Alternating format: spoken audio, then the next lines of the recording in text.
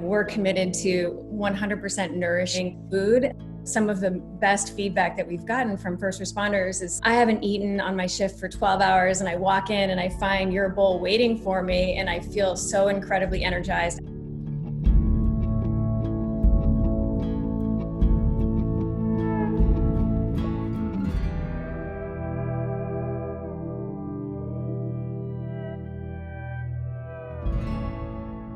All right, well, thank you so much for joining us today, Jennifer. So Jennifer is from Laney and Lou, which is a holistic health eatery out of Exeter, New Hampshire, which was one of our top 10 towns for season 3 of the Small Business Revolution. So I've had the honor of not just being in Exeter, but going to Laney and Lou's.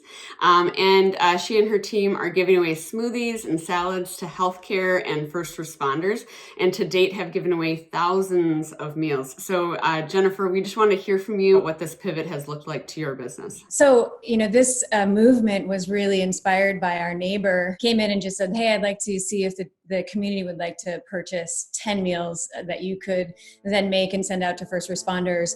Are you in? And I said, yeah, absolutely. Of course I'm in. And 10 meals became 20 meals and became 40 meals. And all of a sudden we were like, there's something here. And so that inspired me to start what we call the Give a campaign. And so you can give a smoothie or give a bowl or a salad and send it out to, of course, hospital workers, fire departments, and then also members of our community that are in need, because food scarcity is a big problem right now as well. I keep coming back to how brilliant it is, this idea that you can buy a smoothie for someone else. As badly as the economy's been hit, there's still a lot of people out there who are getting their normal paycheck and spending a fraction of what they normally spend. And if you can find those people and point them towards something very tangible, people are going to buy a smoothie for a first responder right now. It's like what you've done is you've operationalized generosity. And we've had some very generous people. Like one person came in and just handed me $1,000 and said, use this for what you want, as long as it goes to your team.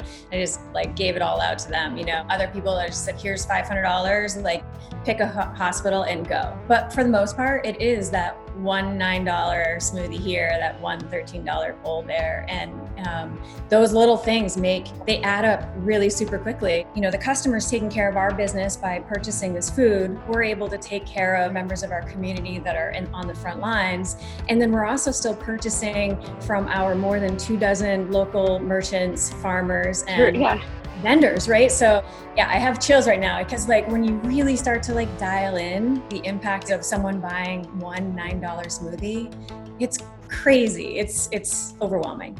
I also think the fact that the very first person who called about this, the fact that her immediate kind of way to help was to bring more Laney and Lou to other people. And what better brand advocacy than for a customer to say, the thing that people need right now is what you provide.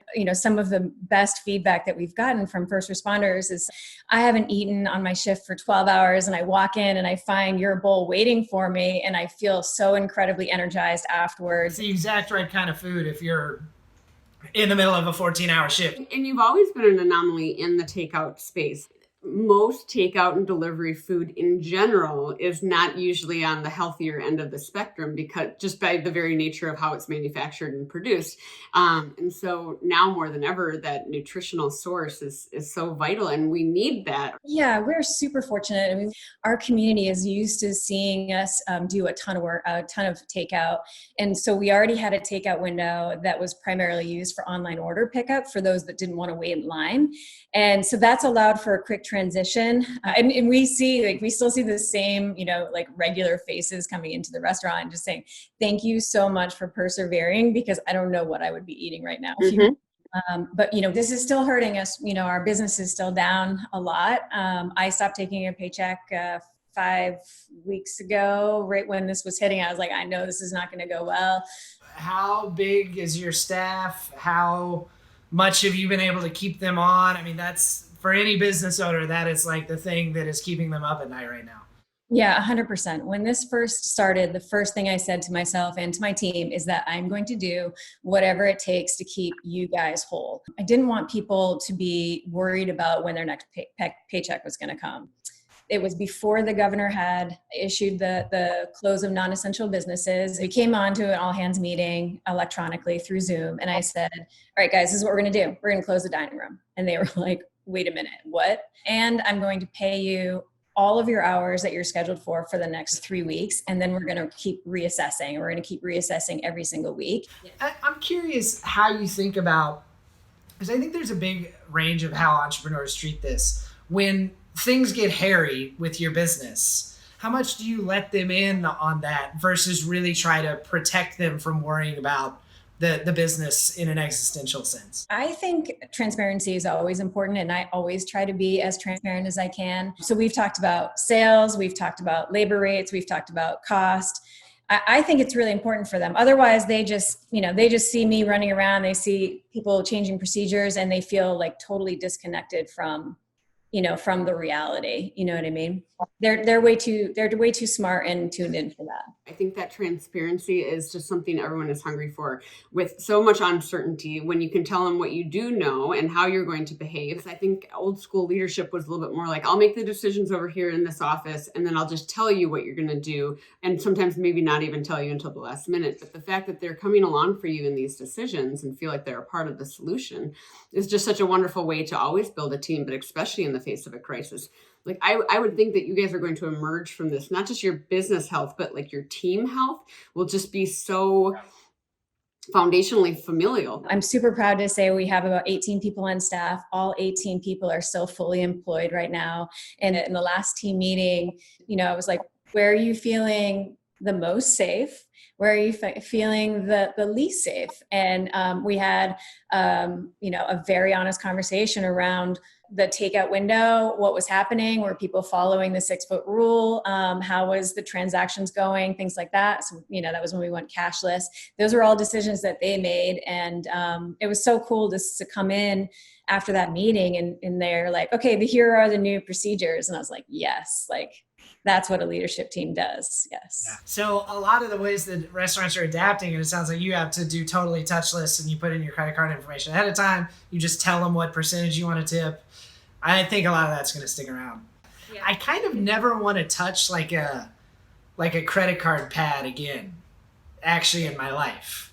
Because now all I'll be able to think about is I'm like the 1,000th customer to touch this little touchscreen today. Just like that whole thing with tips, never in a million years would Laney and Lou have asked someone if they wanted to leave a tip. Never. But now we do say at every single transaction, hey, would you like to leave a tip for the team? It's it comes off my tongue. I'm like, ugh. But every customer is like, yeah, I do. Of course I do. 20%, 30%. We're so fortunate to be in such a tight-knit community where people support one another. Amanda, you probably remember how picturesque downtown Exeter is. It's 3 blocks of businesses. And that first week when non-essential businesses were asked to shut down, I was so invigorated by how many business owners I saw in their front windows, washing windows, painting windowsills. They were like, we're not stopping. I might not be able to be selling something right now, but I'm still going to work on improving my business. This is the time, all those marketing to-dos that you had in the back of your head that you just kept pushing off, right now is when you should be doing those things. I mean, you can rest and you can take care of your family, yes, but I don't think it's a time to just go away. Well, Jennifer, we're so excited that we got to feature you on this. I mean, you are the perfect case study for what we want this series to be about. Small businesses that are really showing up for their communities in incredible ways despite the crisis that surrounds us. And you're making really smart business decisions, great leadership decisions. You're doing the right thing for other people and leading with generosity, and it's inspiring. So thank you for sharing your story with us. Thank you so much for your time and for what you're doing. You're awesome. It's so good to see you. If you want to help Laney and Lou keep delivering nutritious meals to first responders, please join Deluxe and Flow Studios in donating to their GoFundMe page at the link in this post. Every dollar contributed will not only feed those on the front lines of the COVID fight, it will help the cafe keep its staff employed through this difficult time. And we'll be continuing to interview small business owners who are stepping up for their communities. So check back at deluxe.com/bigheart for more incredible stories. Or send us a story from your hometown. #smallbusinessbigheart.